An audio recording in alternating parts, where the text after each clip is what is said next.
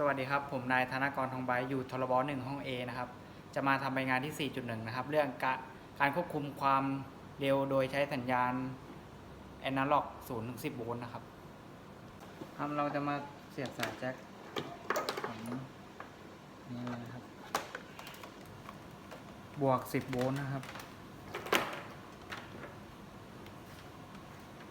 เข้ามายัง R1 หรือ R2 นะครับสวิตช์แบบบิดปรับความต้านทานได้นะครับตัวนี้นะครับออกจาก R1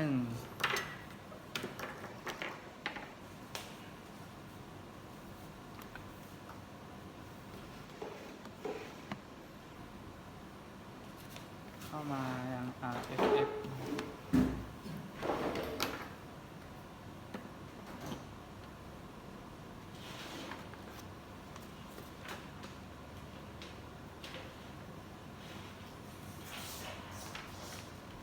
แล้วก็หรือจะต่อไปทางที่แท็กคอนวอยมิเตอร์นะครับ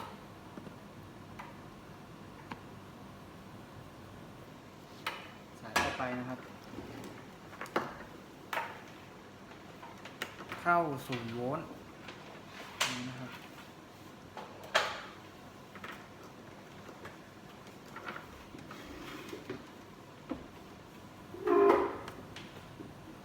เข้ามายัง R1 ของสวิตช์แบบบิดนะครับปรับความต้านทานได้แล้วก็ออกจาก R1 ของสวิตช์นะครับเข้ามา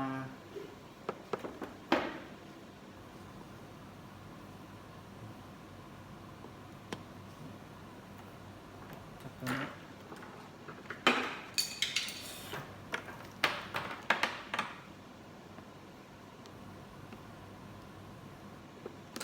เข้ามาลบของจอมิเตอร์นะครับ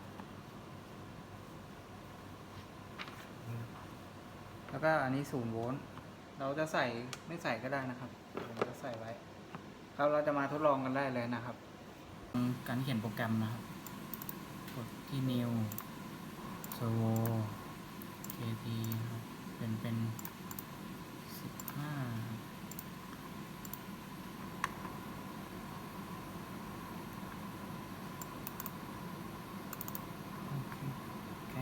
แค่ตารางนะครับ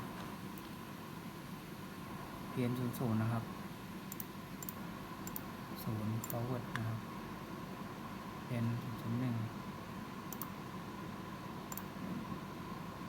เพียน300นะครับ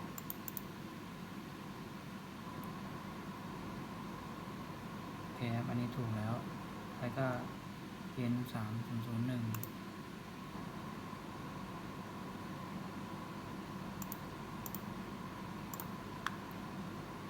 ต่อไปก็เพียน302เป็น100นะครับเพียน303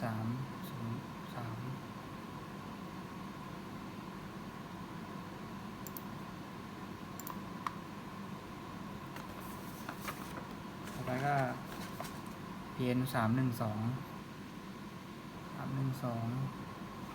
เป็น10นะครับ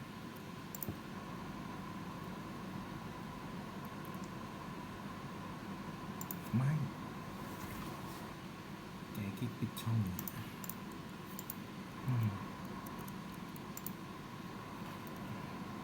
เพียน313นะครับจนถึงเพียน314นะครับต่อไป PM 315นะครับอันนี้ถูกแล้วนะครับ16ถูกแล้วครับ43550ถูกครับ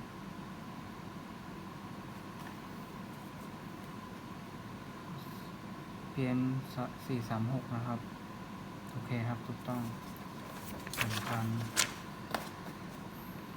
เพียน422 0โอเคครับถูก 423ถูกครับ PN 013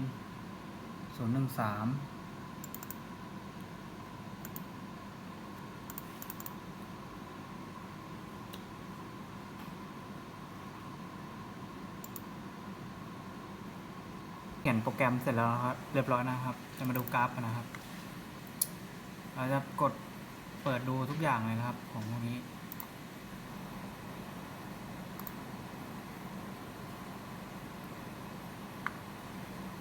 ป้อนให้กับโซนะครับข้อมูลพวกนี้โอเคครับเรียบร้อยเราจะรีเซ็ตเซอร์โวอีกรอบหนึ่งนะครับ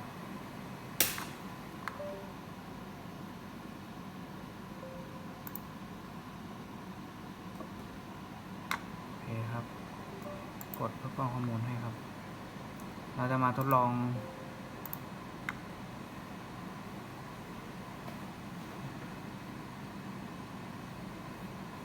มอเตอร์ด้วยนะครับ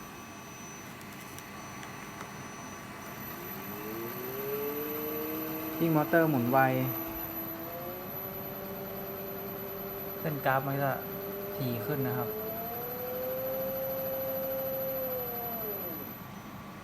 โอเคครับครับผมขอจบการรายงานใบงานที่ 4.1 เพียงเท่านี้ครับผมครับ